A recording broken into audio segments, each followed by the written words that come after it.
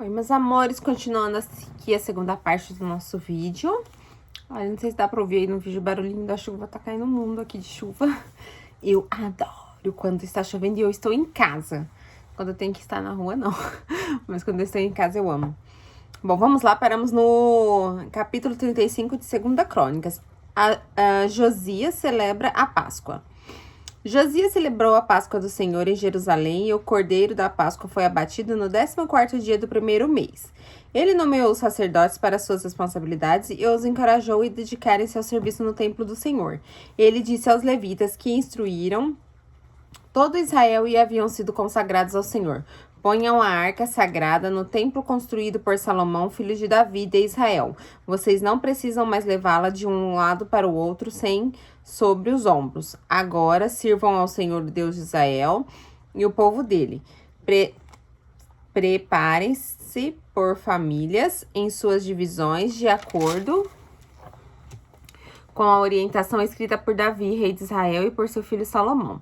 Fiquem no lugar santo com um grupo de levitas para cada subdivisão das famílias do povo. Abatam os cordeiros da Páscoa, consagrem-se e preparem os cordeiros para seus irmãos israelitas, fazendo o que o Senhor ordenou por meio de Moisés. Josias deu a todo o povo que ali estava um total de 30.000 ovelhas e cabritos para as ofertas de Páscoa, além de 3.000 bois. Tudo foi tirado dos bens pessoais do rei. Seus oficiais também contribuíram voluntariamente para o povo, para os sacerdotes e para os levitas. Ilquias, Zacarias e Gesiel, administradores do templo de Deus, deram aos seus sacerdotes 2.600 ovelhas e cabritos e 300 bois. Também Conanias, com seus irmãos Semaías e Natanael, e os líderes dos levitas, Asabias, Gesiel, Josabade, ofereceram aos levitas 5.000 ovelhas e cabritos e 500 bois. O serviço foi organizado e os sacerdotes assumiram seus lugares com os levitas em seus turnos, conforme foi ordenado. Os cordeiros da Páscoa foram abatidos e os sacerdotes aspergiram o sangue que lhes foi entregue enquanto os levitas tiraram a pele dos animais. Eles separaram também os holocaustos para doá-los aos grupos das famílias do povo, que elas ofereceram ao Senhor, conforme está escrito no livro de Moisés, e fizeram o mesmo com os bois. Assaram os animais da Páscoa sobre o fogo, conforme prescrito, cozinharam as ofertas sagradas em potes, caldeirões e panelas e serviram rapidamente todo o povo. Depois disso, os levitas prepararam a parte deles e dos sacerdotes, pois estes, descendentes de Arão, ficaram sacrificando os holocaustos e as porções de gordura até o anoitecer. Foi por isso que os levitas prepararam a parte deles e dos sacerdotes descendentes de Arão. Os músicos descendentes de Asaf estavam nos locais descritos por Davi e por Asaf, Emã e Gedutum, vidente do rei. Os porteiros que aguardavam cada porta não precisavam deixar os seus postos, pois os seus colegas levitas prepararam as ofertas para eles. Assim, naquele dia, todo o serviço do rei foi executado para a celebração da Páscoa e para a apresentação dos holocaustos no altar do Senhor, conforme o rei Josias havia ordenado. Os israelitas que estavam presentes celebraram a Páscoa naquele dia. Durante 7 dias celebraram a Páscoa dos pães sem fermento. A Páscoa não havia sido celebrada desta maneira em Israel desde o dia do profeta Samuel, e nenhum dos reis de Israel havia celebrado uma Páscoa como essa, como fez Josias com seus sacerdotes, os levitas e todo Judá e Israel que estavam ali com o povo de Jerusalém. Esta Páscoa foi celebrada no 18º ano do reinado de Josias. Depois de tudo que Josias fez e depois de colocar em ordem o templo, Neco, rei do Egito, saiu para lutar em Carquemis, junto a Eufrates, e Josias marchou para combatê-lo. Neco, porém, enviou-lhe mensageiros dizendo: Não interfiras nisso, ó rei de Judá. Desta vez não estou atacando a ti, mas a outro reino, com o qual estou em guerra. Deus me disse que me apressasse por isso para te opores a Deus, que está comigo. Caso contrário, ele te destruirá. Josias, contudo, não quis voltar atrás e disfarçou-se para enfrentá-lo em combate. Ele não quis ouvir o que Neco lhe dissera por ordem de Deus e foi combatê-lo na planície de Medigo. Na batalha, flecheiros atingiram o rei Josias, pelo que disse aos seus oficiais: tirem-me daqui, estou gravemente ferido. Eles o tiraram no seu carro e colocaram-no em outro e levaram para Jerusalém, onde ele morreu. Eles tiraram o seu carro, colocaram em outro e levaram para Jerusalém, onde ele morreu.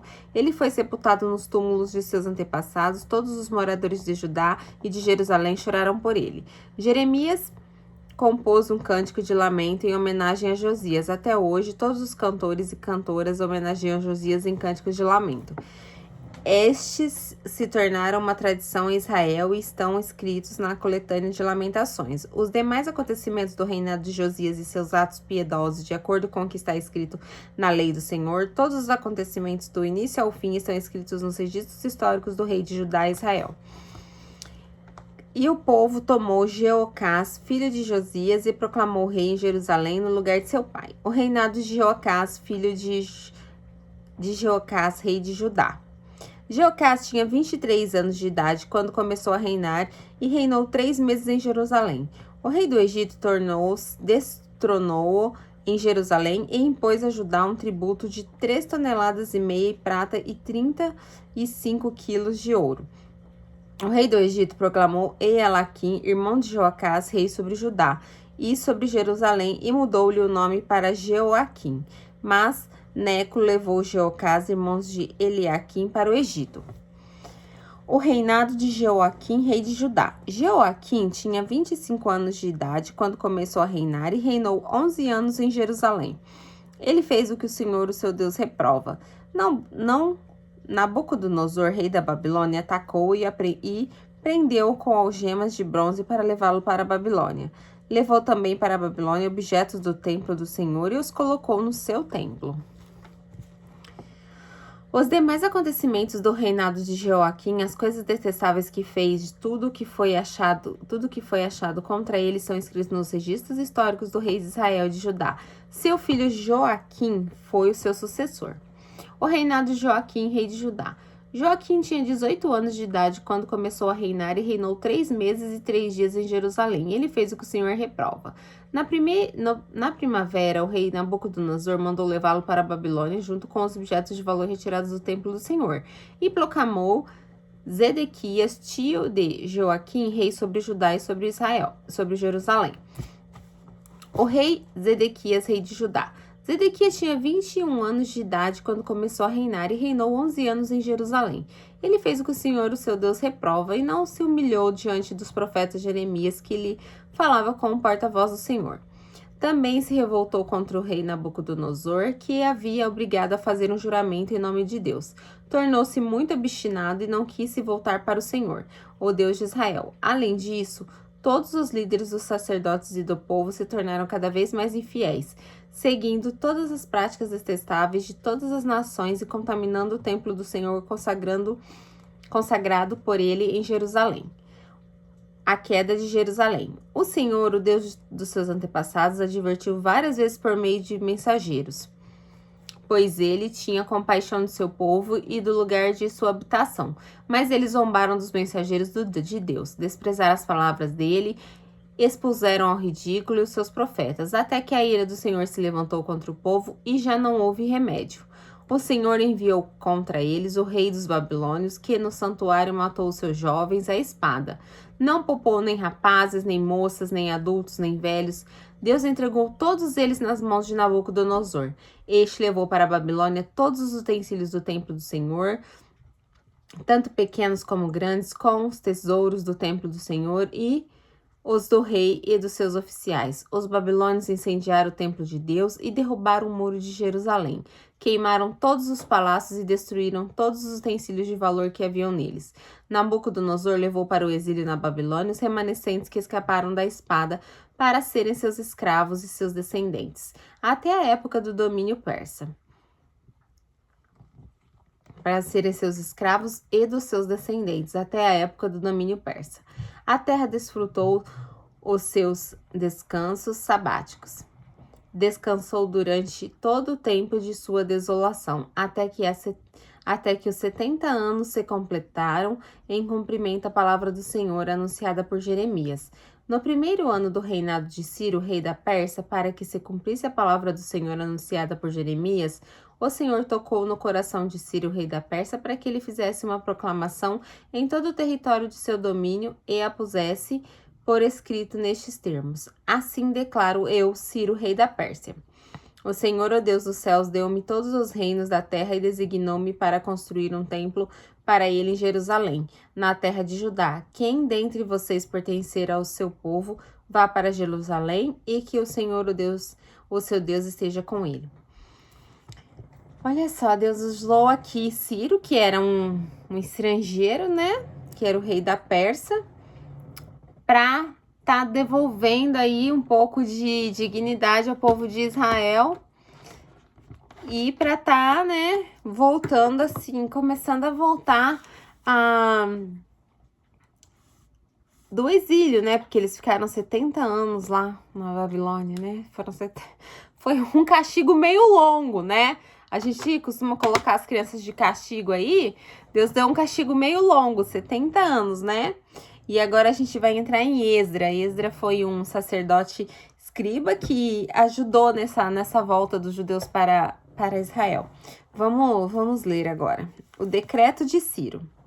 No primeiro ano do reinado de Ciro, rei da Pérsia, a fim de que se cumprisse a palavra do Senhor, falada por Jeremias, o Senhor despertou no coração de Ciro, rei da Pérsia, para redigir uma proclamação e divulgá-la em todo o seu reino desses termos.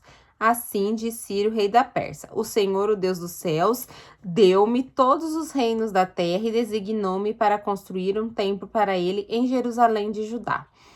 Qualquer do seu povo que esteja entre vocês, que o seu Deus esteja com ele e que vá a Jerusalém de Judá reconstruir o templo do Senhor, Deus de Israel, o Deus que em Jerusalém tem a sua morada, e que todo sobrevivente, seja qual for o lugar em que esteja vivendo, receba dos que ali vivem prata, ouro, bens, animais e ofertas voluntárias para o templo de Deus de Jerusalém.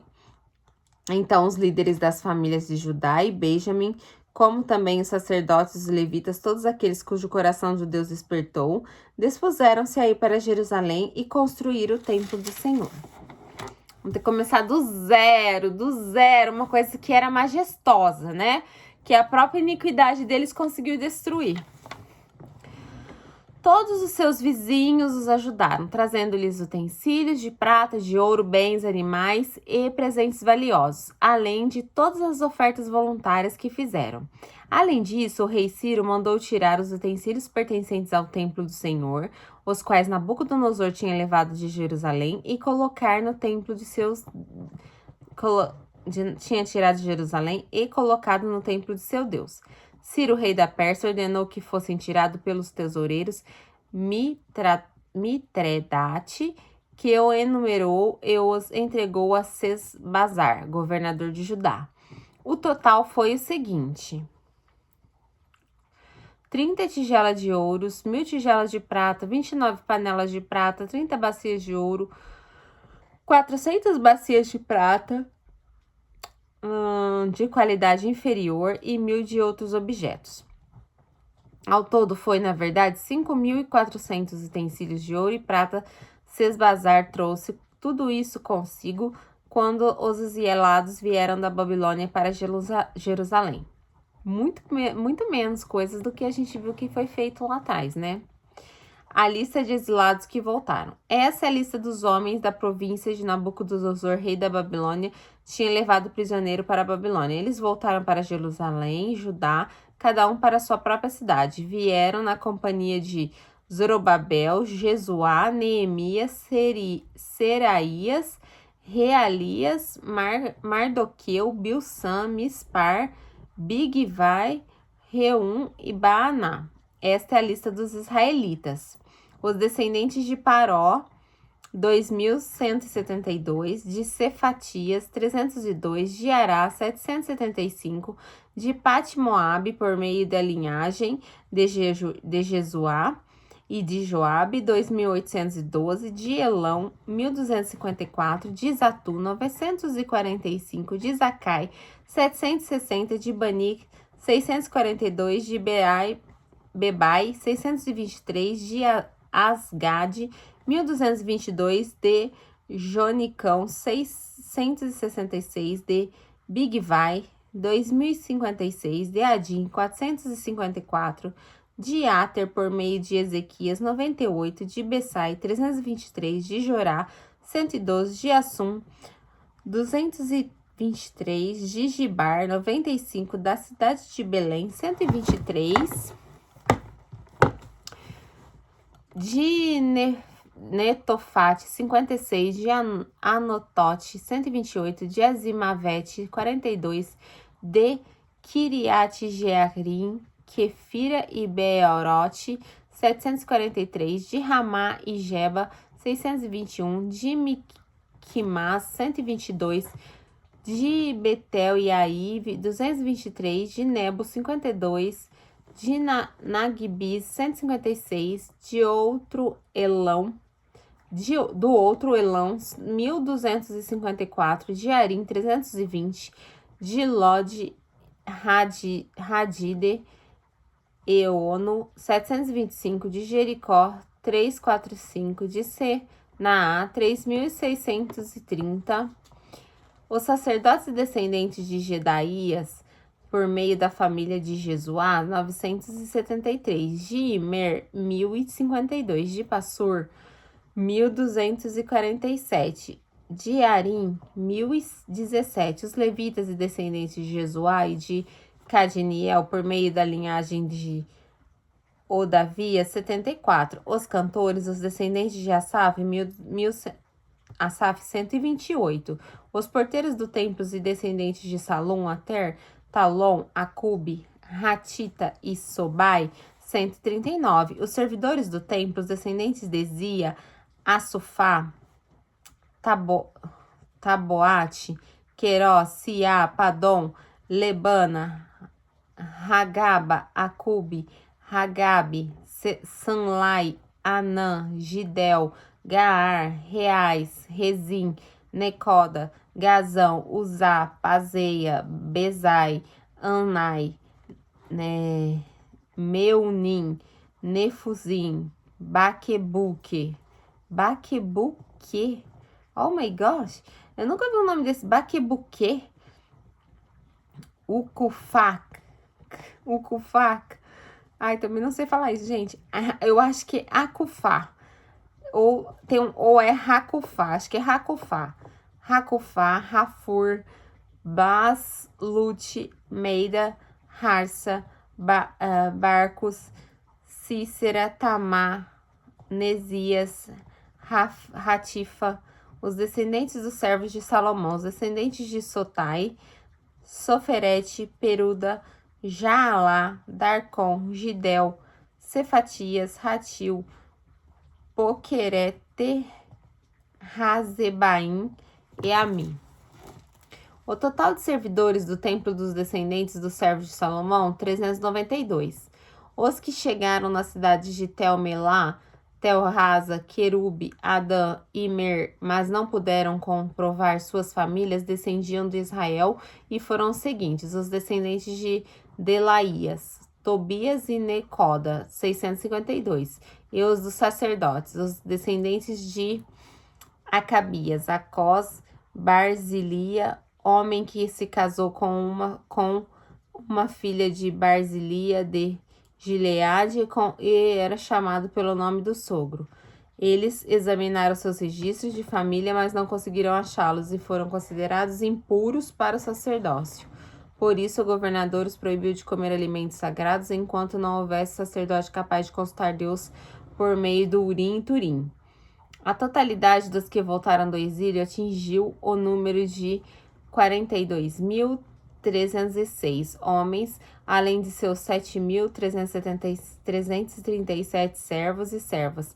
Havia entre eles 200 cantores e cantoras. Possuíam 736 cavalos, 246 mulas, 435 camelos, 6.720 jumentos.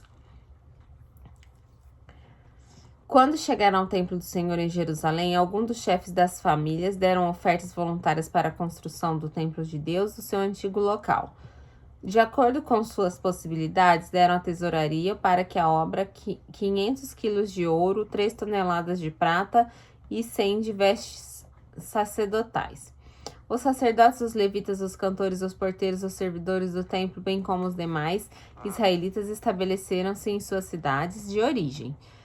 Capítulo 3 de Esdra, reconstrução do altar. Quando chegou o 7º mês, os israelitas já estavam em suas cidades e o povo se reuniu como um homem em Jerusalém. Então Jesuá, filho de Jodaque, e seus colegas, os sacerdotes, Zorobabel, filho de Salatiel, Sealtiel e seus companheiros começaram a construir o altar de Deus, Israel, para nele sacrificarem holocaustos, conforme o que está escrito na lei de Moisés, homem de Deus. Apesar do receio que tinham dos povos ao seu redor, construíram um altar sobre sua base e nele sacrificaram holocaustos ao Senhor, tanto sacrifícios de manhã como os de tarde. Depois, de acordo com o que está escrito, celebraram as festas das cabanas, com um número de determinados holocaustos descritos para cada dia. A seguir, apresentaram os holocaustos regulares, os sacrifícios da lua nova, os sacrifícios requeridos para todas as festas sagradas determinadas pelo Senhor, bem como os que foram trazidos como ofertas voluntárias ao Senhor. A partir do 1º dia do 7º mês, começaram a oferecer holocaustos do Senhor, embora ainda não tivessem sido lançados os alicerces no templo do Senhor. A reconstrução do templo. Eles deram dinheiro aos pedreiros e aos carpinteiros e deram comida, bebida e azeite ao povo de Sidom e de Tiro para que pelo mar trouxessem do Líbano para Jope toras de cedro. Isso tinha sido autorizado por Ciro, rei da Pérsia. No 2º mês do 2º ano, depois de chegarem ao templo de Deus em Jerusalém, Zorobabel, filho de Sealtiel, Jesuá, filho de Zozadaque, e Zorobabel, filho de Sealtiel, filho de Josadaque e o restante dos seus irmãos, os sacerdotes, os levitas e todos os que tinham voltado do cativeiro para Jerusalém, começaram o trabalho, designando os levitas de 20 anos para cima para supervisionarem a construção do templo do Senhor. Jesuá, seus filhos e seus irmãos, e Cadmiel e seus filhos descendentes de Rodovias e seus filhos Renadade e seus filhos e seus irmãos, todos eles levitas, uniram-se para supervisionar os trabalhos no templo de Deus. Quando os construtores lançaram os alicerces do templo do Senhor, os sacerdotes com suas vestes e suas trombetas e os levitas, filhos de Asaf, com símbolos, tomaram seus lugares para louvar ao Senhor, conforme escrito por Davi, rei de Israel. Com louvor e ações de graça, cantaram responsivamente ao Senhor. Esse é o cântico, gente. Ele é bom, seu amor a Israel dura para sempre. E todo o povo louvou o Senhor em voz alta, pois haviam sido lançados os alicerces do templo do Senhor. Mas muitos dos sacerdotes, dos levitas e dos chefes das famílias mais velhas que tinham visto o antigo templo choraram em voz alta quando viram o lançamento dos alicerces deste templo. Muitos, porém, gritavam de alegria. Não era possível distinguir entre o som dos gritos de alegria e o som do choro, pois o povo fazia um enorme barulho e o som foi ouvido a grande distância. A oposição à obra. Quando os inimigos de Judá e de Benjamim souberam que os exilados estavam reconstruindo o templo do Senhor, Deus de Israel, foram falar com Zorobabel e com os chefes das famílias. Vamos ajudá-los nessa obra, porque, como vocês, nós buscamos o Deus de vocês e temos sacrificado a ele desde a época de Esar-Hadon, rei da Síria, que nos trouxe para cá. Contudo, Zorobabel, Jesuá e os demais chefes das famílias de Israel responderam: não compete a vocês a reconstrução do nosso templo, do templo do nosso Deus. Somente nós construiremos para o Senhor, o Deus de Israel, conforme Ciro, rei da Pérsia, nos ordenou. Então a gente da região começou a desanimar o povo de Judá e a atemorizá-lo para que não continuassem na construção. Pagaram alguns funcionários para que opusessem ao povo e frustrassem seu plano. E fizeram isso durante todo o reinado de Ciro até o reinado de Dário, rei da Pérsia. A oposição nos reinados de Xerxes e Artaxerxes. No início do reinado de Xerxes, apresentaram uma acusação contra o povo de Judá e Jerusalém. E nos dias de Artaxerxes, rei da Pérsia, Bislão, Mitraste, Tabel e o restante de seus companheiros escreveram uma carta a Artaxerxes. A carta foi escrita em aramaico com caracteres aramaicos.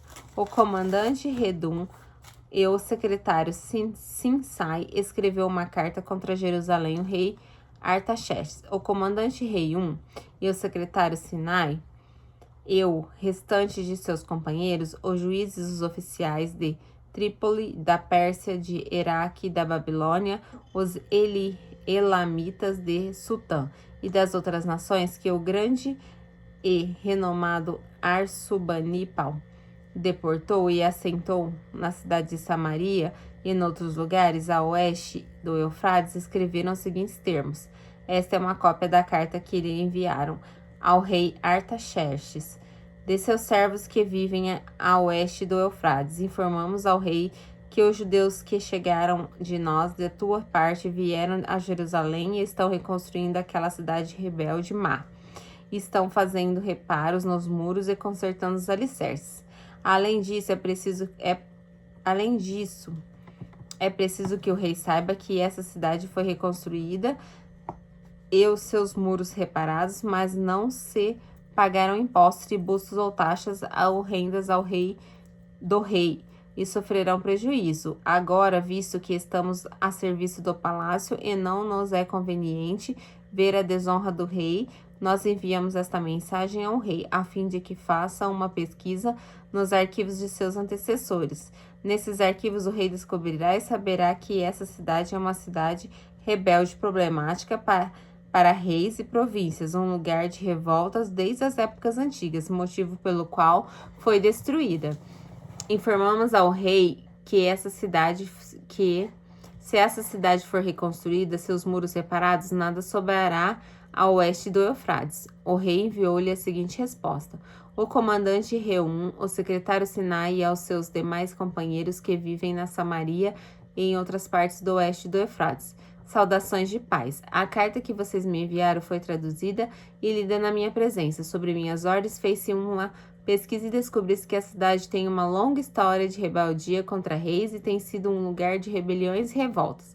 Jerusalém teve reis poderosos que governaram toda a região a oeste do Eufrates, os quais pagavam impostos, tributos e taxas. Ordena agora que esses homens que parem a obra para que a cidade não seja reconstruída enquanto eu não mandar. Tenham cuidado, não sejam negligentes nesse assunto para que os interesses reais não sofram prejuízo. Lida a cópia da carta do rei Artaxerxes para Reum, para o secretário Sinai e para os seus companheiros. Eles foram depressa a Jerusalém e forçaram os judeus a parar a obra. Assim, a obra do templo de Jerusalém foi interrompida e ficou parada até o 2º ano do reinado de Dário, rei da Pérsia. A carta... Ai, gente, peraí, eu acho que agora eu vou continuar no próximo vídeo, porque já vai começar o capítulo 5, a carta de Tatenai a Dário. E aí a gente continua no próximo vídeo para não ficar muito longo, a gente continua amanhã, tá bem? Obrigada pela companhia. E ó, estamos quase chegando no meio. Falta pouquinho pro meio. Conto com vocês. Beijos e fiquem com Deus.